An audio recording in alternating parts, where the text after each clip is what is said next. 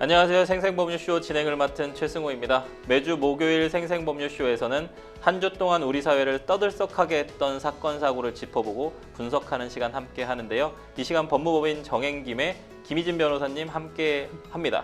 어서 오십시오. 안녕하세요. 김희진 변호사입니다. 네, 변호사님 반갑습니다. 오늘 좀 어떤 각오로 임하시는지요? 네, 이제는 벌써 세 번째이기 때문에 예. 노련하게, 조금 네. 더 노련하게 더 전달을 잘할 수 있도록 노력하겠습니다. 기대해 보도록 하겠습니다. 네. 지금 이 방송은 유튜브를 통해서도 실시간으로 함께 방송되고 있으니까요. 많은 시청 부탁드리고요. 유튜브를 통한 소통의 창구도 활짝 열어두겠습니다. 방송 중 궁금하신 질문도 올려주시면 답도 해드릴 테니까요. 많은 참여 부탁드립니다. 여러분은 지금 생생법률쇼 함께하고 계십니다.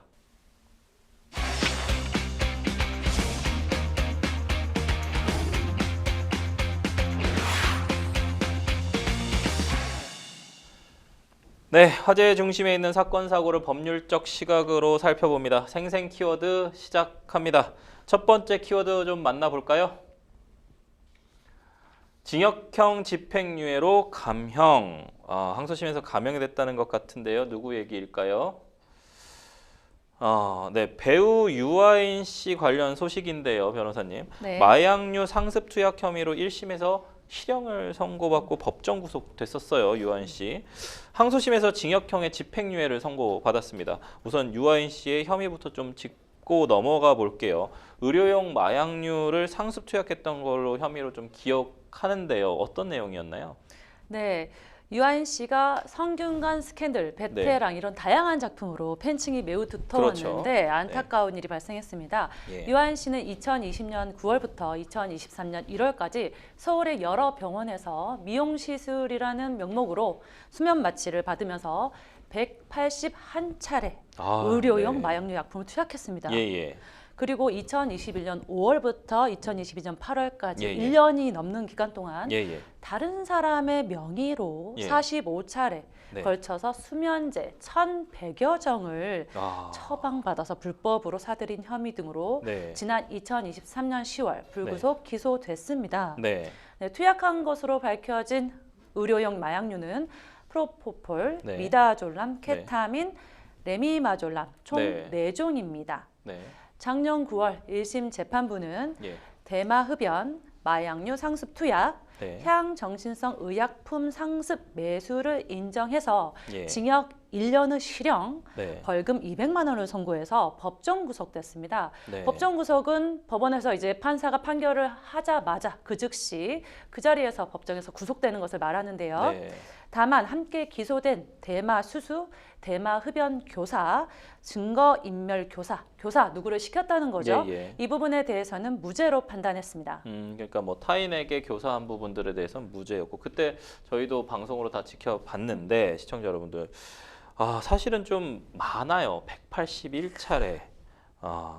특히나 45차례. 이제 향정신성 의약품이 뭐 프로포폴이나 미다졸람, 케타민 뭐 이런 종류들에 대해서, 특히나 이제 또 우리나라에선 불법인 대마흡연까지 연결되는 것들이 사실은 많은 시청자들이 지켜보고 있었던 공인이신데, 그 공인으로서의 어떤 조금 부적절했다라는 부분도 있고, 그게 법원에서도 좀 인정되는 부분으로 인정이 돼서 실형을 받고 법정 구속됐단 말이죠. 근데 이제 이번에 나온 2심에서 감형이 됐다는 건 1심 선고가 좀 무거웠다라는 좀 판단일 텐데요. 1심 판결 이후에 검찰하고 유아인 씨 측 모두 양형이 좀 부당을 하다면서 항소를 제기를 했거든요. 2심 재판부는 좀 어떤 점에서 감형 판결을 좀 내렸는지 좀 궁금합니다, 변호사님. 네, 2심 과정에서는 예. 1심 판결에 대해서 법리 오해와 양형 부당 사유를 주장했습니다. 예. 그런데 양형이 부당하다는 부분에 대해서 재판부가 받아들인 것입니다. 네. 그래서 서울고등법원은 지난 18일 날 유아인 씨에게 징역 1년에 집행유예 2년과 네. 벌금 200만 원을 예. 선고했다고 밝혔습니다. 이와 함께 사회봉사 80시간, 40시간의 약물치료 강의 수강, 예. 그리고 150여만 원의 추징 명령을 했습니다. 네. 항소심 재판부는 유죄와 무죄에 관련해서는 1심과 동일하게 판단을 네. 했습니다. 네. 즉 대마흡연, 마약류 상습 투약, 향정신성 의약품 상습 매수 부분에서는 유죄로 그대로 판단을 했고요. 예. 대마수수, 대마흡연 교사, 증거인멸 교사 부분은 그대로 무죄로 판단을 했습니다. 그런데 재판부는 5개월 넘게 구금 생활을 하면서, 즉 법정 구속 이후의 기간을 말하는데 이 기간 동안 범행을 반성한 점, 그리고 동정 범행에 대해서 이전에 전력이 없었다는 점도 유리한 정상으로 고려했다고 봤습니다. 그래서 1심에서 선고한 형은 무거워서 부당함을 인정한다고 말했습니다. 형이 다소 과했다고 본 것이죠. 다만 이제 오랜 기간 수면 장애를 겪었고 우울증을 겪고 있어서 제대로 잘 수 없는 고통으로 인해서 범행을 저질른 것으로 보이며, 현재는 약물에 대한 의존성을 상당 부분 극복한 걸로 보이고 재범을 하지 않을 것으로 다짐했다라고 해서 양형 배경을 밝혔습니다. 그렇군요. 사실 지금 아까 1심 판결하고 이제 항소심 판결을 보면 달라진 건 집행유예에 들어간 부분이거든요. 맞습니다. 징역 1년 같고 벌금 200만 원 같으면 집행유예 부분만 이제 집행유예 2년을 해서 양형을 좀 낮춰준 법리적인 부분, 법리 오해 부분은 없다라고 판단을 한 거고, 수면 장애하고 우울증, 뭐 이제 의존성 극복한 걸로 보이고 재범 위험성 없다. 이 부분이 이제 핵심적인 양형을 감형해주는 이유였던 것 같아요. 특히 좀 의료용 마약의 경우 의존성 때문에 법에 의해서 엄격하게 좀 관리가 되고 있지 않습니까, 변호사님? 네, 맞습니다. 이런 어떤 피고인 유아인 씨의 관리에 좀 허점을 이용을 해서 다른 이들의 명의로 범행을 좀 했습니다. 자신이 그렇게 좀 장당했다면 자기 명의로 했을 텐데요. 근데 사실 이 사실만으로도 좀 죄질이 상당히 나쁘다고 할 수도 있을 것 같은데, 항소심의 판단, 변호사님은 또 이제 법조인이시니까 변호사님께서는 요 항소심의 판단을 좀 곤란한 질문일 수도 있습니다만 어떻게 보시는지 좀 궁금합니다. 네, 일단은 그 유아인 씨가 재판부 판단대로 수면 장애를 겪고 우울증이 있었다. 이러한 점은 충분히 참고할 만합니다. 하지만 그렇다고 이런 증상들을 겪고 있는 모든 사람들이 마약을 투약한다거나 약물에 의존하거나 하지는 않지 않습니까? 네, 그래서 그런 점에서 처벌을 받는 것은 당연한 수순이고요. 다만 이제 말씀하신 대로 자신의 가족과 지인의 명의를 임의로 사용해 범죄를 저질렀다는 점은 물론 자신의 명의로는 뭐 수면제나 이런 거를 이렇게 입수하는데 한계가 있기 때문에 명의를 도용한 것 같은데 그런 점에서는 죄질이 좋지 않고 비난의 여지가 여전히 크다고 볼 수 있겠습니다. 수면제가 그리고 1,100정이면 사실 또 자살, 요즘 이제 사회적으로도 좀 문제가 됩니다만 자살 관련된 부분으로 연결될 수도 있는 부분이라서 제어를 하고 있거든요, 국가적으로도. 근데 이 부분을 이렇게 처방받아서 불법으로 사들이는 부분들도 약간 좀 문제가 될 거는 같아요. 검찰은 기존에 좀 4년 구형을 했는데요. 이번 판결 후에 검찰 측에서 상고를 검토하겠다는 입장을 좀 밝혔습니다. 대법원으로 간다면 변호사님, 판결이 좀 뒤집힐 수도 있는 가능성이 있을까요?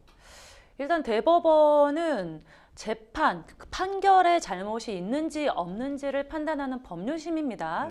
그래서 대법원에서는 유아인 씨가 마약을 했는지 안 했는지 뭐 얼마나 했는지 이런 사실관계 부분에 대해서는 전혀 판단하지 않습니다. 그런데 이미 1심과 2심 재판부에서 동일하게 1년 형의 징역형이 선고되었죠. 물론 아까 말씀하신 집행유예가 나왔다는 점에서 차이가 있을 뿐입니다. 그래서 재판부의 유죄, 무죄의 판단에는 변함이 없다라는 것이죠. 따라서 대법원에서 이러한 판결이 뒤집히기는 어려울 것으로 보이고요. 일반적으로 대법원 상고심에서 승소하는 확률은 100건 중에 뭐 7건 정도로 매우 낮은 수준입니다. 실제로는 검찰에서 상고를 하더라도 항소심 판단이 유지될 가능성이 좀 높아 보인다라는 말씀 해주셨고, 많은 분들이 이제는 더 이상 우리나라가 마약 청정국이 아니라는 점은 좀 잘 알고 계실 텐데요. 마약 사범이 갈수록 늘면서 정부가 마약과의 전쟁을 좀 선포를 하면서 마약 범죄 소탕에 나서기도 했습니다. 변호사님, 좀 성과가 좀 있었습니까? 그 마약과의 전쟁 관련해서 그 마약범죄 특별수사본부가 있습니다. 마약범죄 특별수사본부가 마수대라고 부르죠. 네, 맞습니다. 집중 단속에 나선 결과 지난해 마약에 대한 압수량은 비록 늘어났습니다. 하지만 마약 사범 수 자체는 줄어드는 성과를 거뒀다고 밝혔습니다. 네. 이 수사본부는 지난 17일 날 서초구 대검찰청에서 지난해 마약류 범죄 단속 업무 추진 성과를 점검했는데요. 그 결과 지난해 마약류 압수량은 1,173kg으로 지난해보다 17%가량 늘었습니다. 그런데 마약 사범 수는 23,022명으로 16% 줄었습니다. 그래도 상당히 많은 수기는 하죠. 네. 이 국내 유통 마약 같은 경우에는 대체로 해외에서 이렇게 유입돼서 그렇죠. 이렇게 유통된다는 측면에서 예. 이 본부에서는 세관 단계, 이 예. 세관 단계에서 마약류 단속과 예. 적발을 중요하게 생각을 해가지고 네.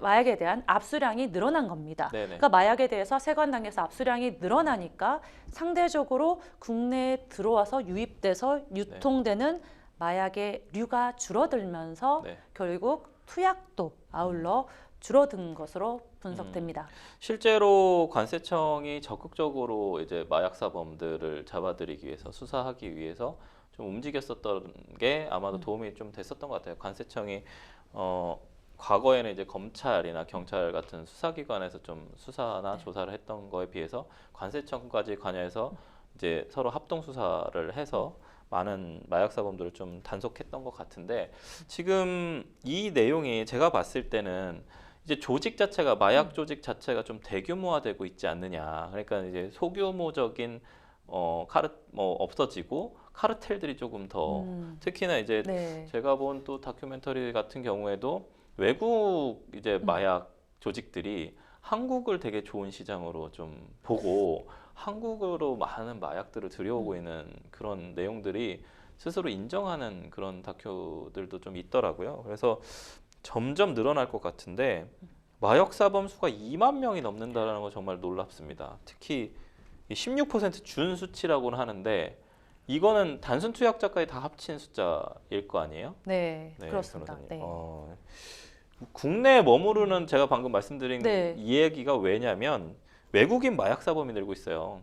맞습니다. 네, 이 외국인 마약 사범들이 늘고 있는 이유가 한국에 와서 거점으로 활용을 하고 외국에서 마약을 보내면 받아줄 사람이 필요하지 네. 않습니까? 그래서 실제로 제가 본 다큐 같은 경우에는 캐나다에서 실제로 마약 사범으로 상당히 유명한 조직의 네. 우두머리가 한국에 아하. 들어와서 기거를 하면서 공급을 하는 그런 형태까지 제가 좀 봤거든요.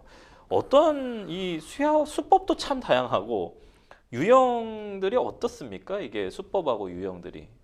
네, 외국인 마약 사범이 늘어나고 네. 있습니다. 말씀하신 것처럼 그래서 국내에 머무르는 외국인들이 이제 네. 첫 번째는 말씀하신 것처럼 네. 국제 우편으로 네. 마약류를 이제 밀수입해서 매매 투약하는 사례가 급증했습니다. 네. 네, 수사본부에 따르면 지난해 이제 단속에 걸린 마약 사범류 중에 외국인의 경우에는 예. 3,232명입니다. 네. 어마어마한 숫자죠.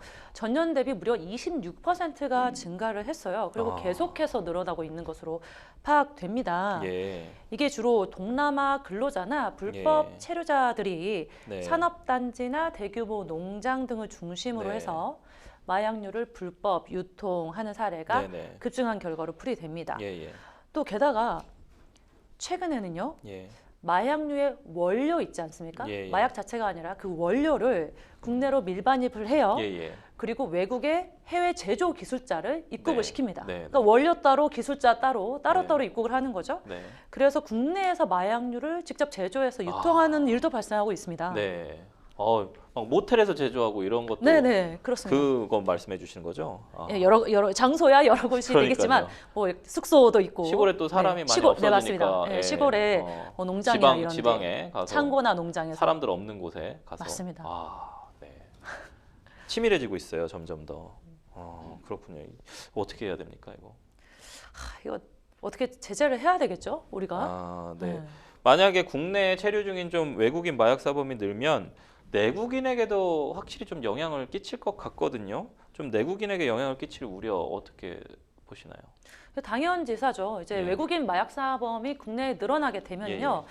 일단 마약 유통이 증가되고 접근성이 확대될 우려가 있습니다. 네. 구체적으로 보면 국내에서 이제 마약 유통망이 예. 확대될 가능성이 높고요. 예. 내국인 특히 청소년이나 네. 취약계층이 마약에 노출될 위험이 네. 상당히 증가합니다. 네. 그리고 또 더불어서 범죄 증가 가능성도 있어요. 무슨 말씀이냐면 마약 투약뿐만 아니라 네. 강도, 절도, 폭력 등과 같이 다른 범죄와도 이 마약 범죄가 연결될 가능성이 높습니다. 네. 그러면 이와 관련해서 저희의 사회적 비용이 당연히 증가가 되겠죠. 네. 행정 제재라거나 형사라거나 네. 그래서 더불어서 국민의 불안감까지 증대되는 등 위험성이 분명히 존재한다고 봅니다. 네. 지금 사실은 청소년 마약 사범에 대한 얘기도 좀 해주셨는데 요즘 이제 가장 좀 문제되는 마약이 펜타닐이거든요. 이 펜타닐이 트럼프 대통령도 나와서 계속 뭐 멕시코 국경을 막아야 된다, 뭐 에콰도르 쪽에서 넘어오는 걸 막아야 된다 이런 얘기들이 좀 많은데 지금 거의 캘리포니아, 뭐 LA나 이런 쪽에는 거의 펜타닐에 의해서 많은 수가 중독되고 실제로 도시 자체가 이제 파괴되는 형태들이 나타나고 있거든요. 우리나라에도 아직은 뭐 펜타닐을 하는 이제 마약사범들 한마디로 투약을 한 사람들이 길거리에 막 쓰러져서 돌아다니고 이런 부분들이 아직은 나타나고 있지 않습니다만 만약에 펜타닐이 한국에 풀리면 사실 실제로는 약간씩 뭐 활용되고는 있는 것 같은데 대규모로 좀 풀리면 우리나라도 사실은 좀 상당히 위험해 보이거든요. 특히나 청소년 네. 이런 부분들에 대해서 예방 교육이나 캠페인 등만으로는 좀 한계가 있어 보여요. 변호사님 어떻게 해야 될까요? 그렇죠. 어쨌든 펜타닐 같은 마약도 마찬가지고 이제 청소년에 대한 예, 예. 문제가 가장 심각한데요. 예, 예. 이제 마약이 청소년을 비롯한 젊은 세대까지 이제 무차별적으로 파고들고 있습니다. 예, 왜냐하면 이제 텔레그램 같은 SNS가 발달을 하고요. 예. 간단한 메시지만 보내도 마약을 손쉽게 취득할 수 있는 그런 시대가 열렸습니다. 게다가 이런 상황에서 이런 예. SNS에 대한 활용 능력이 뛰어난 네. 청소년 세대가 마약을 쉽게 접하게 된 것은 당연한 수순이겠죠. 네. 그래서 실제로 마약을 복용하는 지인을 안다고 응답한 중고등학생이 적지 않습니다. 네. 너무 놀라운 일인데 예. 부산광역시 청소년 마약류 오남용 실태 및 인식조사에 따르면요. 예.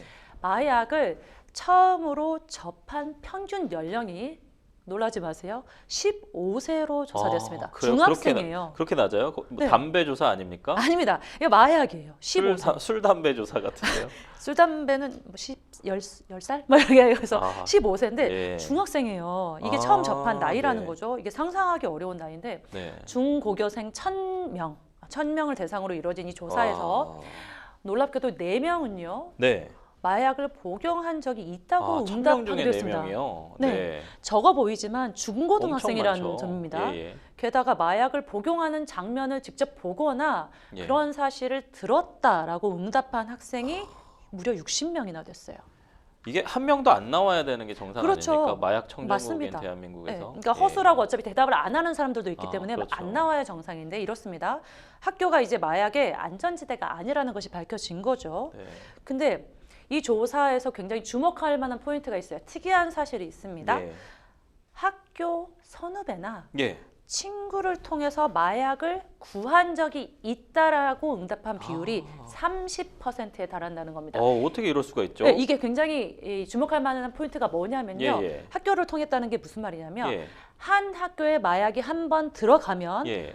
기하급수적으로 아이들 사이에 퍼질 수 있다라는 사실이죠. 왜냐하면 아. 학교 선후배나 친구를 통해서 구했다고 하니까. 그러니까요. 네. 그럼 누가 공급책은 분명히 있을 거 아닙니까? 그렇죠. 그럼 누군가가. 학생들 중에 한 명은 공급책이라는 뜻이잖아요. 공급책이 아니었더라도 결국 공급책의 역할을 맡게 되겠죠. 그렇죠. 결국 그러니까 뭐 예를 들어 제조책은 아니더라도 공급을 하는 어쨌든 역할을 역할을 하는 그렇죠. 거잖아요.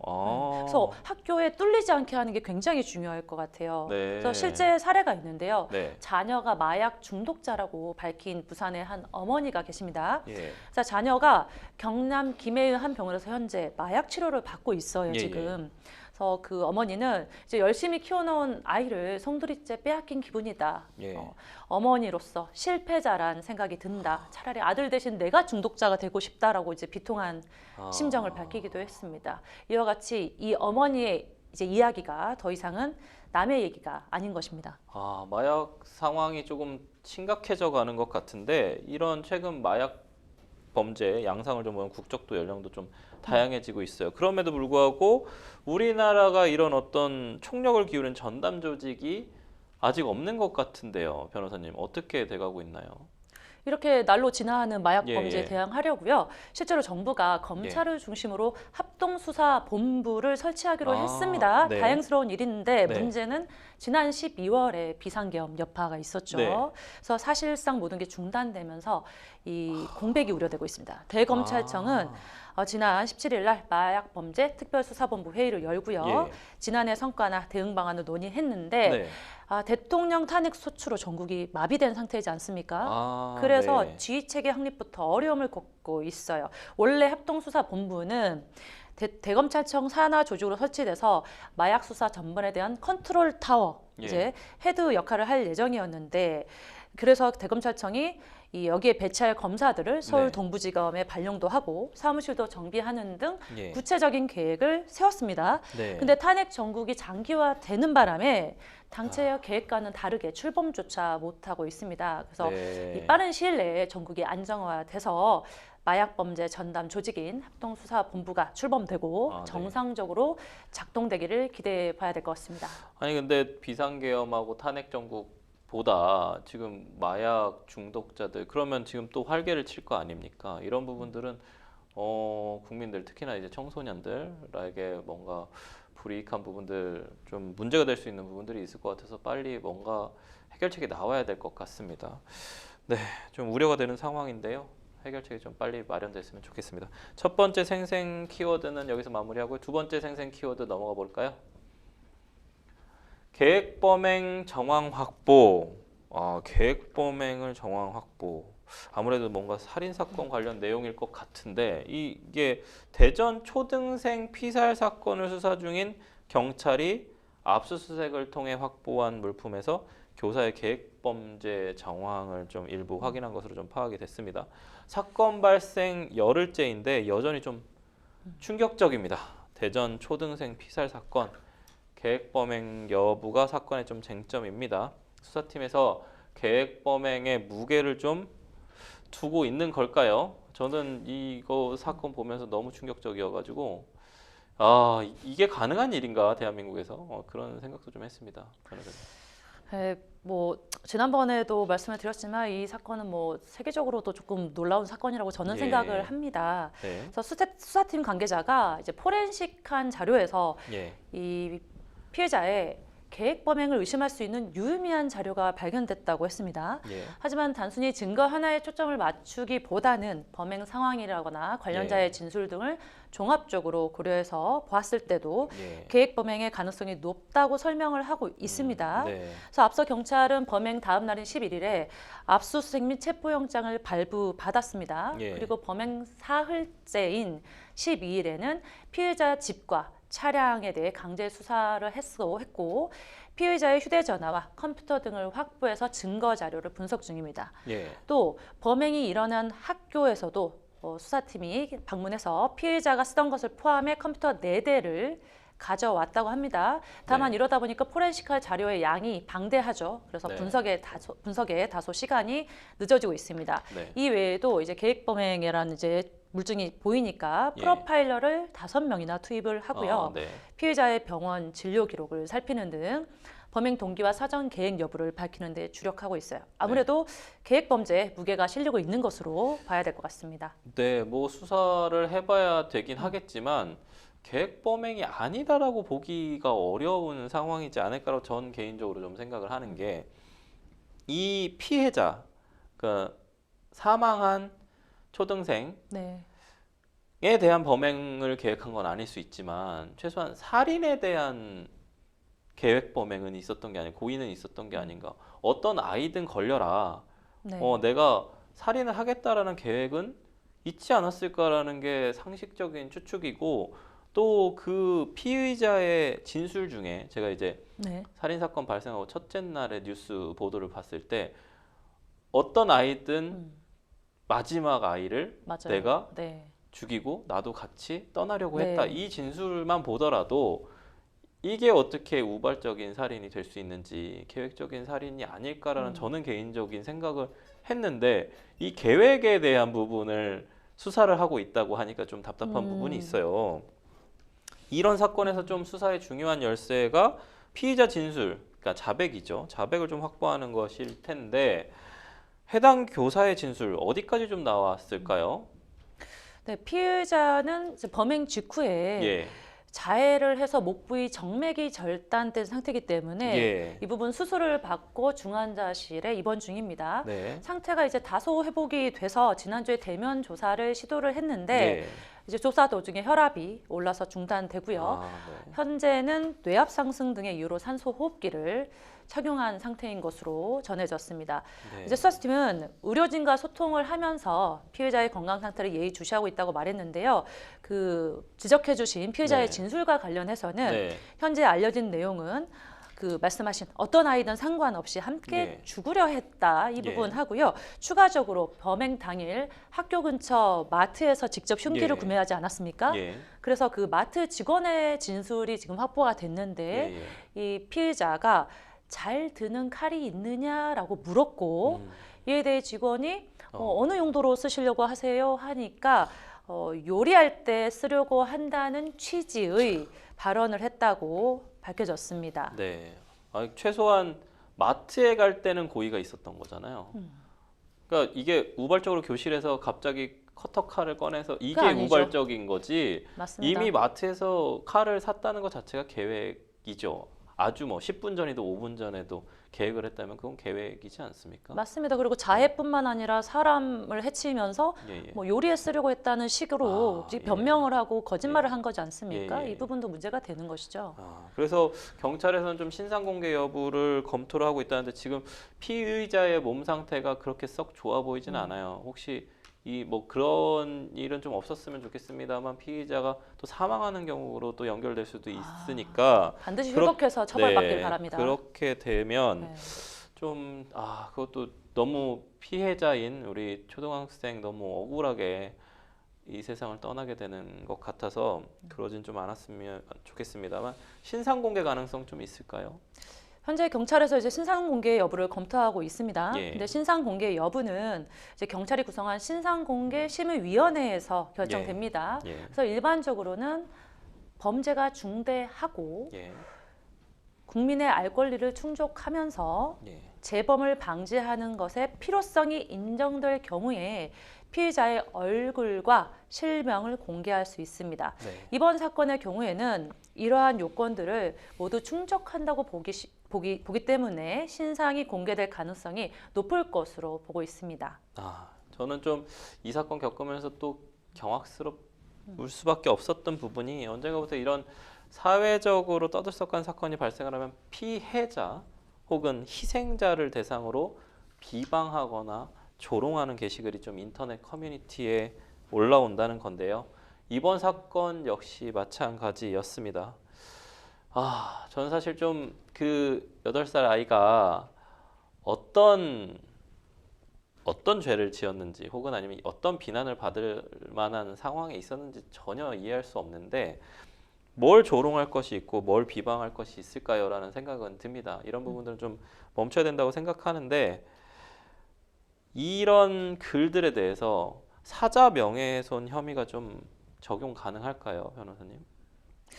적용 가능하죠. 예, 일단은 내용을 봐야 되겠지만 예, 경찰이 이제 한일장 사건과 관련해서 온라인에 올라온 악성 게시글에 대해서 예, 내사에 착수했습니다. 예. 네, 경찰청 국가수사본부는 이제 사건 피해자에 대한 악성 게시글 5건에 대해서 예. 사자 명예훼손 혐의로 입건 전 조사에 착수했다고 설명했습니다. 네. 아직까지 입건된 피해자는 없지만 대전교육청 또한 대전 서부 경찰서의 협력을 받아서 이제 피해자뿐만 아니라 유가족에 대한 모욕적인 게시물 이런 글에 확산되지 않도록 적극 대응할 예정입니다. 사건 관련해서 현재까지는 가해 교사 외에는 추가적인 입건자는 없습니다. 그러니까 사람이 동물과 다른 부분은 측은지심 같은 사단 이런 심성이 있기 때문이지 않습니까? 그러니까 최소한 떠난 아이에게 느끼는 측은지심이 기본적으로 있어야 된다고 생각을 하는데 어떤 비방과 조롱을 할 수 있는 것인지 그분들의 면면을 사실은 좀 보고 싶습니다. 어쨌든 하늘양 좋은 곳으로 하기를 바라고 앞으로도 유족들도 행복하게 잘 사실 수 있기를 뭔가 좀 이 아픔을 잊을 수 있었으면 좋겠습니다. 저희는 두 번째 생생 키워드 마무리하고요. 세 번째 마지막 생생 키워드 살펴보겠습니다. 세 번째 생생 키워드는요. 킥보드 없는 거리. 요즘 킥보드 없는 거리가 없던데요. 이게 무슨 얘기일까요, 변호사님? 서울 서초구가 오는 4월부터 반포 학원가 일대를 전국 최초의 킥보드 없는 거리로 지정 운영한다고 좀 밝혔습니다. 주민들의 좀 건의가 있었던 걸까요? 네, 전성수 서울구청장이 지난 2022년 취임 서초구청장이죠. 네, 서초구청장이 지난 2022년 취임 직후에 각 동을 돌면서 주민들을 이제 만나고 의견을 수렴하는 과정에서 반포 학원가 일대에 안심 보행길을 조성해달라는 건의가 나온 게 계기가 됐습니다. 이곳에는 대형 어린이집 2곳이 있고요. 초중고 학원이 밀집해 있어서 유동 인구가 굉장히 많습니다. 그래서 이제 학원에 많은 셔틀버스들이 골목길에 운행되면서 킥보드 주행 시 안전사고 위험이 높았습니다. 이에 서초구는 전담 TF팀을 꾸려서 반포 학원가 내에 보행로를 신설하고요. 셔틀버스 대기 공간을 확보하는 등 다양한 방안을 추진했습니다. 거기에 더해서 2023년 5월에 서울시에 이 일대를 킥보드 없는 거리로 지정해달라 이렇게 요청을 했고 그 결과 지난해 12월 서울경찰청으로부터 지정 통보를 받은 것입니다. 서초구는 이것을 홍보하기 위해서 전동 킥보드 통행 금지 현수막을 걸고요. 3월부터는 전동 킥보드 통행 금지 구역임을 알리는 교통 표지판도 설치할 예정입니다. 그래서 이 구간에서 전동 킥보드 주행 시에는 4월부터는 관할 경찰서가 단속할 수 있고요. 적발 시에는 범칙금도 2만 원이 부과됩니다. 과거에는 이제 대치동 학원가가 유명해서 대치동 학원가가 엄청 크지 않습니까?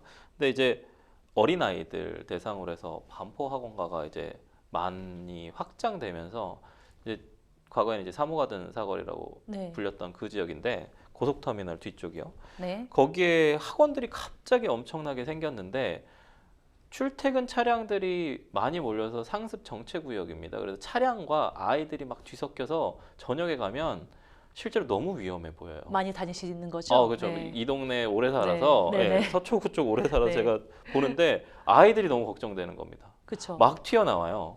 뭐 횡단보도도 너무너무 그래서 그리고 거리가 오거리 막 이래요. 그래서 막 그곳에 뭔가 좀 정비 정돈이 좀 필요하겠다라고 생각을 했는데 정책 방향이 지금 약간 킥보드 금지로 갔습니다. 그래서 저는 아이들에게 킥보드를 못하게 하는 것이 과연 이 어떤 교통사고 위험성에 대한 해결책이 진정으로 될 수 있을지 그 부분에 대해서 저는 약간 조금 의문이 듭니다만 이런 전기자전거와 전동 킥보드가 좀 활성화되면서 뭐 많은 분들이 느끼셨을 겁니다. 이 보행 중에 사고 날 뻔하거나 위험했었던 경험 있는데 사고가 일어나면 피해가 좀 클 수밖에 없지 않습니까? 특히나 제가 방금 말씀드린 것처럼 자동차와 특히나 어린 아이들이 이제 사실은 학원 가기 위해서 막 킥보드 몰고 가는데 킥보드를 뭐 돈이 있는 어른들이나 뭐 그 동네에 사는 뭐 차 끌고 다니시는 분들이 타지는 않을 거 아니에요. 대부분 아이들이 타고 피해자들,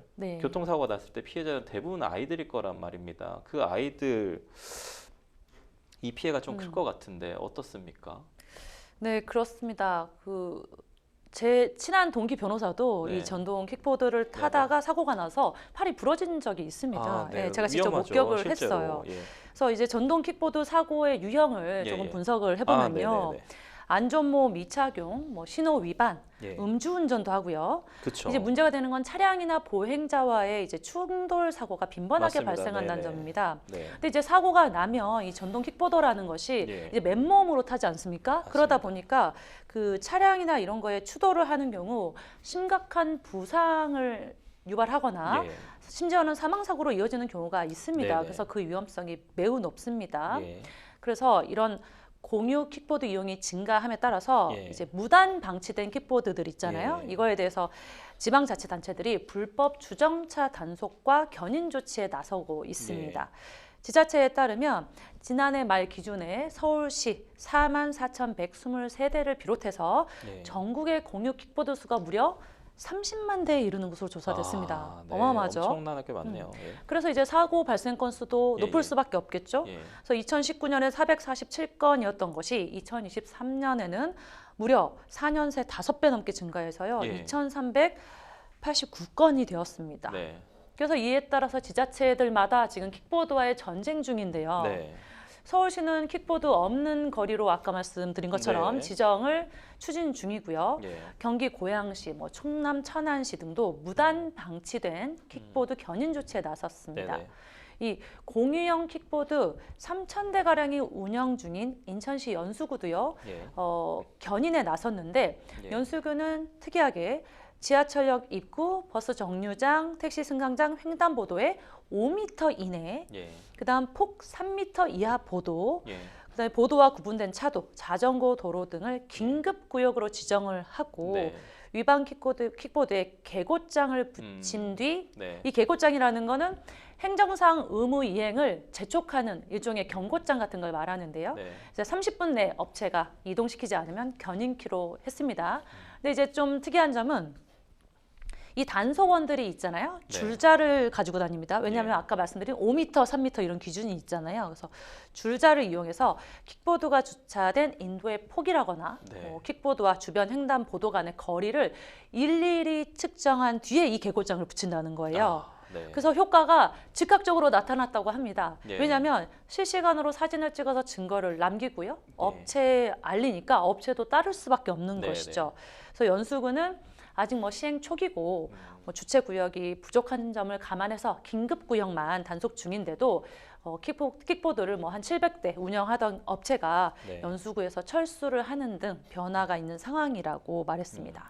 근데 지금 범칙금 2만 원 너무 적고 사실상 이제 업체들은 자신들의 어쨌든 이익을 증가시키기 위해서 많은 행위들을 하는데 킥보드가 운행되면 위험한 장소들은 킥보드를 운행할 수 없게 하겠다. 이런 지자체들의 어떤 해결 방법 이런 부분들이 과연 장기적으로 봤을 때 킥보드 운영을 하는데 자전거처럼 자전거 전용 도로처럼 킥보드가 당연히 자전거 전용 도로만 만약에 달릴 수 있다라고 하면 사실은 해결책이 될 수도 있을 것 같은데 그러면 이제 또 킥보드의 이제 활용 가능성이 조금 떨어지니까 그 부분에 대한 아마도 논의가 좀 있을 것 같습니다. 근데 제가 본 킥보드 사고들이나 네. 킥보드 운영을 하는 거에 가장 위험하다고 생각했던 건 횡단보도를 지나가는데 두 명이서 타고 맞아요. 헬멧도 앞뒤로. 없이 네. 이렇게 타고 다닌다거나 네.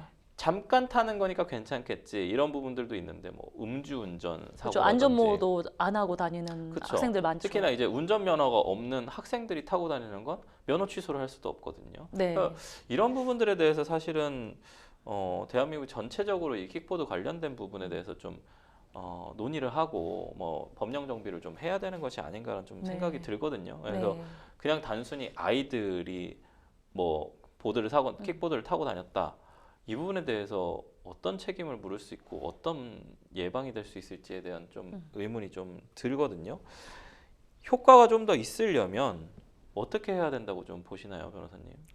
범칙금 네. 2만 원은 좀 약간 미미하지 않나요? 네, 그냥 2만 원 이렇게 보면 굉장히 이제 미미해 보이기는 하죠.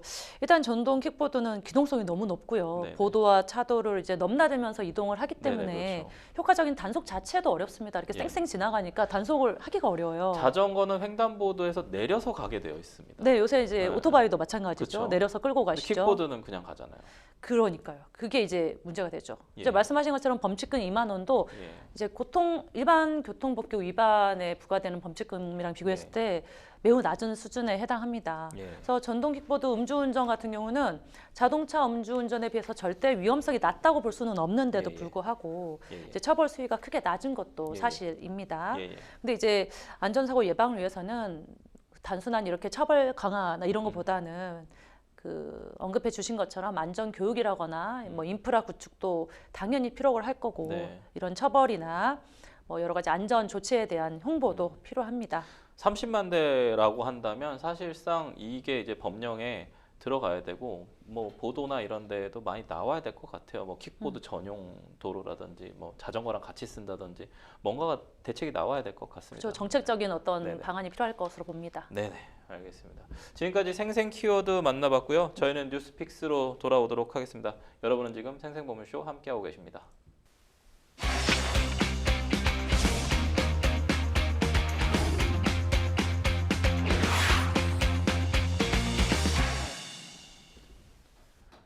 네, 분야별 가장 핫한 소식을 분석해보는 시간 뉴스픽스 시작합니다.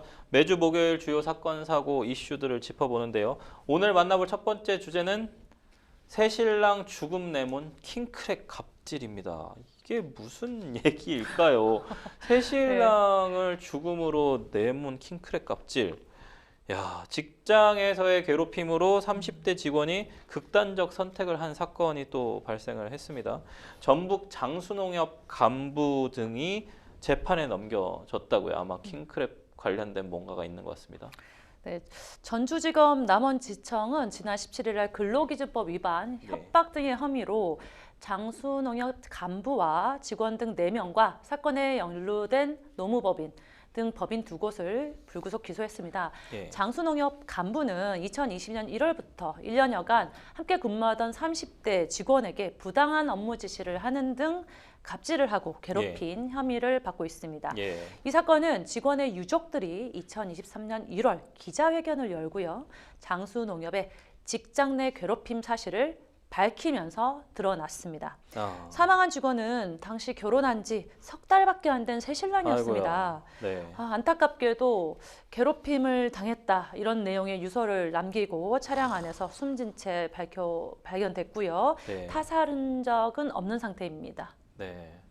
아니 그 기상캐스터인 오요한나 씨도 그렇지만 또 이게 계속 안타까운 사건들이 계속 발생을 하는데 직원을 좀 극단적인 선택까지 몰고 간 이 근로기준법 위반 갑질에 대해서 구체적으로 어떻게 괴롭힌 것으로 좀 알려졌을까요? 뭐 킹크랩이 들어간 것 같습니다. 네, 나옵니다. 예. 예, 당시 유족 측은 한 간부가 부임한 이후부터 계속해서 이제 망인에게 수차례 모욕적인 말과 핀잔을 했고 심지어 결혼을 앞둔 시점에는 매수철인 10월에 결혼하는 농협 직원이 어디 있느냐, 정신이 있는 거냐는 등 폭언을 한 적도 있다고 합니다.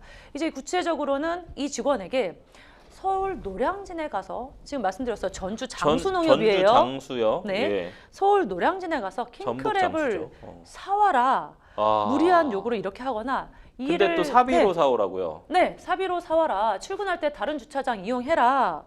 뭐 일을 못하니 징계하겠다. 업무에서 빠져라. 이런 고압적인 엄사를 서슴지 않았던 것으로 드러났습니다.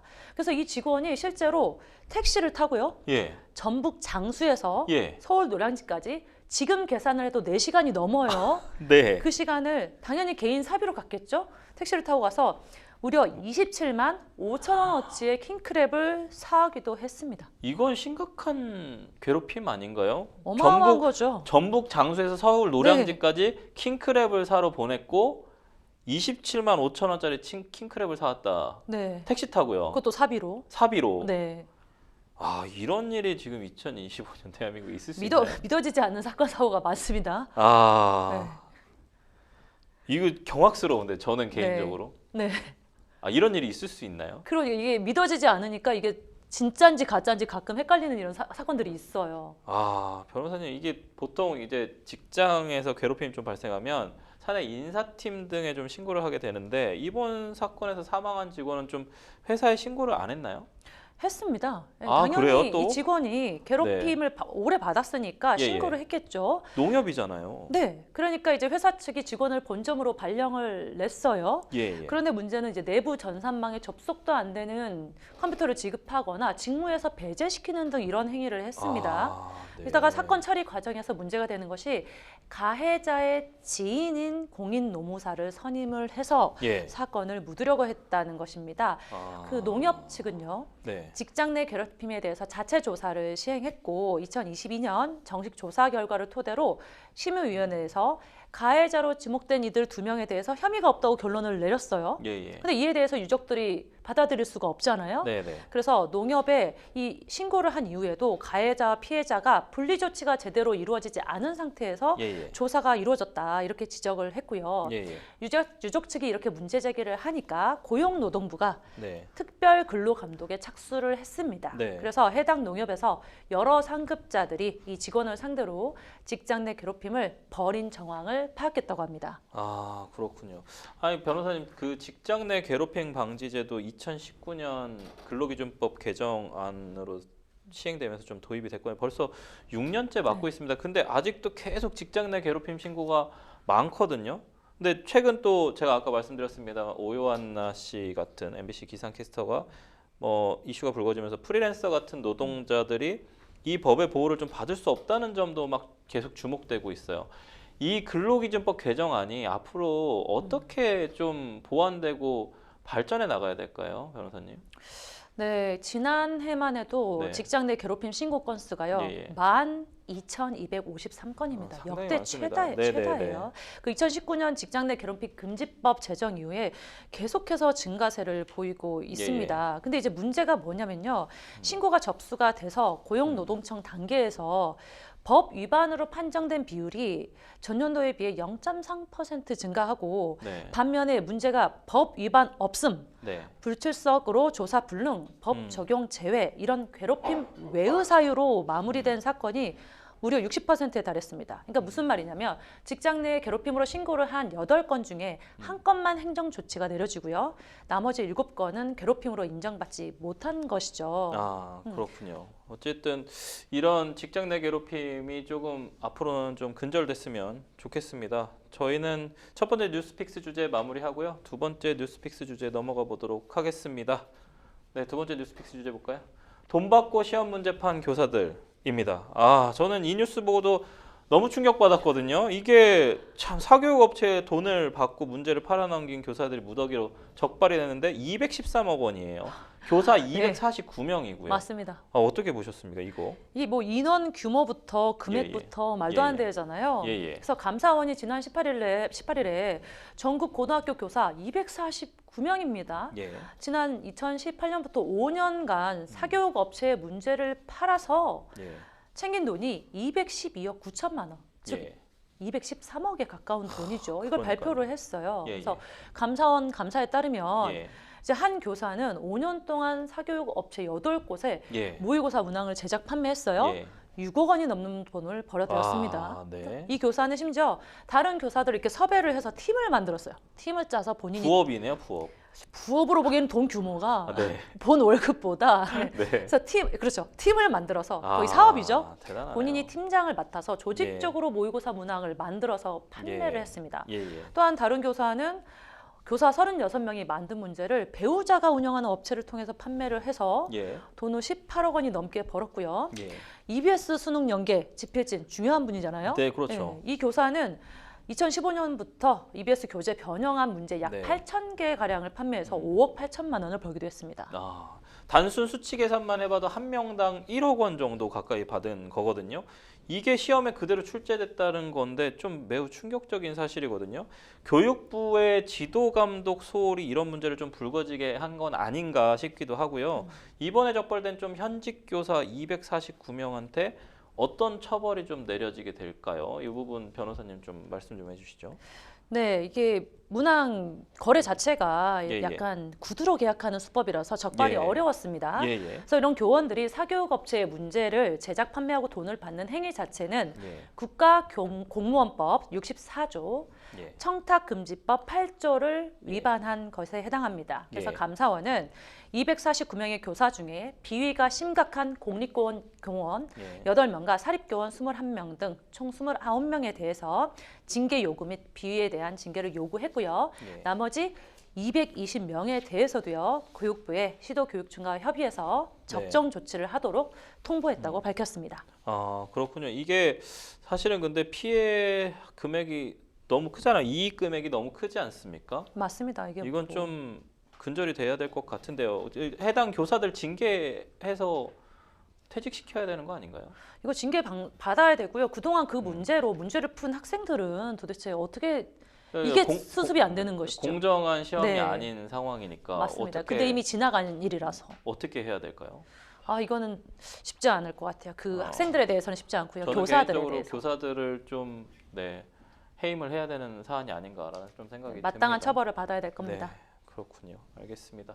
뭔가 근절이 좀 됐으면 좋겠습니다. 생생보험쇼 어느새 마칠 시간입니다. 오늘 함께해 주신 김희진 변호사님 고맙습니다. 감사합니다. 네. 생생보험쇼 오늘 준비한 내용은 여기까지입니다. 함께해 주신 시청자 여러분 고맙습니다.